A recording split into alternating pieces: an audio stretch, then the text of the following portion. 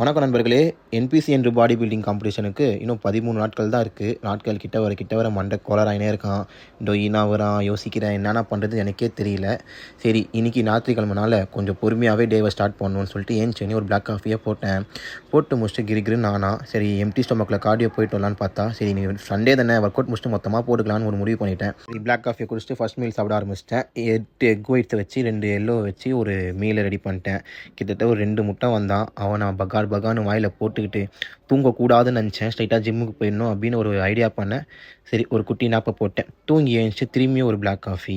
எதுக்குடா black coffee குச்சினே பார்த்தீங்கன்னா, அது ஒன்று தான் நம்ம தூக்கத்தை தெளிவாக்குது. சரி, இன்றைக்கி பார்த்தீங்கன்னா 20 கிராம் ஓட்ஸ் காலையிலே எடுத்துட்டேன். சரி, திரும்பியும் ஜிம்முக்கு போகிற வழியில் ஒரு காப்ஸுக்காக ஒரு ரெட் பாலை நான் சாப்பிட்டேன். இன்றைக்கின்னு பார்த்தீங்கன்னா இவ்வளோ காப்ஸ் உள்ளே இருக்கிறேன்னு கேட்டிங்கன்னா, அதுக்கு பிளான் இருக்குது. ஏன்னா இன்றைக்கி ஒரு தொடக்கடி நாள். காப்ஸ் இல்லைனா என்னால் தொடக்கடி போடவே முடியாது. தேவையான லெக் ஒர்க் அவுட்டை போட்டு வர லெக்குக்கு தான் ப்ரியாரிட்டி போகுது. ஏன்னா அப்பர் பாடி இருக்கிற கண்டிஷனுக்கு லெக் இருக்கிற கண்டிஷன் வேறு மாதிரி இருக்கான். சம்மந்தமே இல்லைன்னு சொல்லிட்டு வாத்தியார் சொன்னார். சரி, லெக்குக்கு ப்ரியாரிட்டி குட்றா அப்படின்னாரு. நானும் லெக்குக்கு தான் ப்ரியாரிட்டி கொடுத்துட்ருக்கேன்.